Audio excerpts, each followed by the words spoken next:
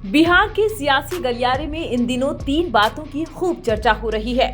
इन बातों के आधार पर राजनीतिक जानकार आकलन भी करने लगे हैं। आकलन का लब्बो-लुआब यही निकल रहा है कि आने वाले दिनों में कोई बड़ा सियासी खेल बिहार में हो सकता है। इसे समझने के लिए पहले उन 3 बातों को जानना जरूरी है। हालांकि स्थितियों को देखकर महज अनुमान ही लगाया जा सकता है। इन बातों के आधार पर किसी नतीजे तक पहुंचना उचित नहीं होगा। बहरहाल चर्चा की इन 3 बातों में पहला है मंत्री मदन सहनी का अपने विभागीय एसीएस से नाराज होकर पटना छोड़ना। दूसरा, नीतीश कुमार की बार-बार नरेंद्र मोदी के पांव छूने की कोशिश। और तीसरी बात, नीतीश कुमार की बार-बार यह सफाई कि 2 बार उनसे गलती हो गई, अब नहीं होगी, वे एनडीए में ही रहेंगे। यह बात नीतीश पीएम के सामने लोकसभा चुनाव से लेकर अब तक कई बार दोहरा चुकी हैं। कांग्रेस के बिहार प्रदेश अध्यक्ष अखिलेश प्रताप सिंह की माने तो नीतीश ने 14 बार यह बात दोहराई है।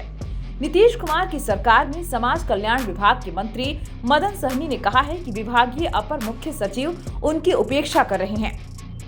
लंबे समय से विभाग की कोई फाइल उनके पास नहीं आई है। वैसे में उनके पास कोई काम ही नहीं है, इसलिए वे पटना छोड़कर अपने चुनाव क्षेत्र में वापस लौट रहे हैं। यह एक मंत्री की पीड़ा है। ठीक ऐसी ही पीड़ा से महागठबंधन सरकार में आरजेडी कोटे के मंत्री चंद्रशेखर को रूबरू होना पड़ा था। उनकी भी अपने विभागीय एसीएस के पाठक से नहीं पड़ रही थी।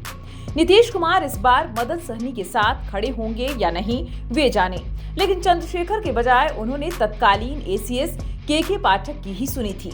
बिहार में अफसरशाही जनप्रतिनिधियों पर किस तरह हावी रही है, इसे समझने के लिए कुछ महीने पीछे लौटना पड़ेगा। के पाठक के शिक्षा विभाग का एसीएस रहते स्कूलों की टाइमिंग को लेकर विवाद जब गहराया तो नीतीश कुमार को सामने आना पड़ा। उन्होंने सदन में घोषणा की कि स्कूलों का समय नहीं बदलेगा, पुराने समय के हिसाब से ही स्कूल खुलेंगे और बंद होंगे। उन्होंने इसके लिए सदन के सदस्यों और नाराज शिक्षकों को आश्वस्त किया, पर समय वही रहा जो के पाठक ने निर्धारित किया था। खैर, तीनों बातों की कड़ियां जोड़कर लोग इसी निष्कर्ष पर पहुंचते हैं कि राजनीति में दोस्ती दुश्मनी या कथनी करनी में अब मेल नहीं रह गया है। वर्ष 2017 और 2022 में बिहार के लोग यह देख चुके हैं। आरजेडी के साथ जाने पर इसी अंदाज में नीतीश कुमार सफाई देते थे, कहते थे मर जाएंगे लेकिन भाजपा के साथ अब नहीं जाएंगे। जम्मू कश्मीर में 2014 का सियासी घटनाक्रम भी लोगों की जहन में है। एक दूसरे के खिलाफ विधानसभा चुनाव लड़ने वाली पीडीपी और भाजपा ने बाद में कैसे साथ मिलकर सरकार बना ली थी। नीतीश कुमार की पीएम मोदी या भाजपा के राष्ट्रीय अध्यक्ष जेपी नड्डा के सामने पिछली गलती न दोहराने और साथ रहने की आश्वस्ति पर लोगों को भरोसा नहीं हो रहा। यह बड़ा सवाल है और इसकी वजह भी लोग तलाश रहे हैं। एक वजह यह मानी जा रही है कि नीतीश कुमार मुसलमानों को नाराज करने के पक्ष में नहीं है। वक्फ बोर्ड संशोधन बिल को भाजपा हर हाल में पास कराना चाहती है। लोकसभा में बिल पर जेडीयू कोटे के मंत्री राजीव रंजन उर्फ ललन सिंह जिस तरह भाजपा के साथ खड़े दिखे, उसकी मुस्लिम समाज में व्यापक प्रतिक्रिया हुई है। हालांकि मुस्लिम संगठनों के नेताओं को अब भी उम्मीद है कि नीतीश कुमार इसके खिलाफ जरूर खड़े होंगे। मुस्लिम संगठनों को अब भी यकीन है कि केंद्र में नरेंद्र मोदी सरकार को समर्थन दे रहे टीडीपी नेता चंद्रबाबू नायडू और जेडीयू नेता नीतीश कुमार उनका साथ देंगे।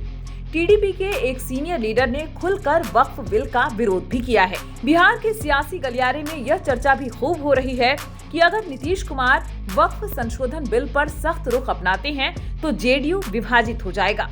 तर्क दिया जा रहा है कि नीतीश ने भले चुप्पी साध ली है, लेकिन उनके ही सांसद ललन सिंह भाजपा की भाषा बोल रहे हैं।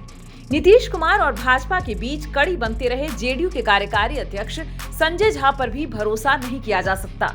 संजय झा का बैकग्राउंड भी आरएसएस स्वयंसेवक का रहा है। जाहिर है कि ऐसा हुआ तो जेडीयू में टूट से इनकार नहीं किया जा सकता। एनसीपी सुप्रीमो शरद पवार की नीतीश को इंडिया ब्लॉक में लौट आने की पेशकश की चर्चा लोकसभा चुनाव परिणाम आने के बाद हुई थी।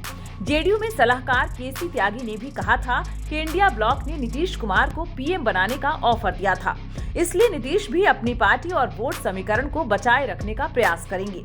नीतीश कुमार अगर ऐसा फैसला लेंगे भी तो वे अनुकूल अवसर की तलाश करेंगे। महाराष्ट्र और झारखंड विधानसभा चुनाव के नतीजे अगर एनडीए के प्रतिकूल आए तो यह नीतीश के लिए इंडिया में वापसी का एक अनुकूल अवसर हो सकता है।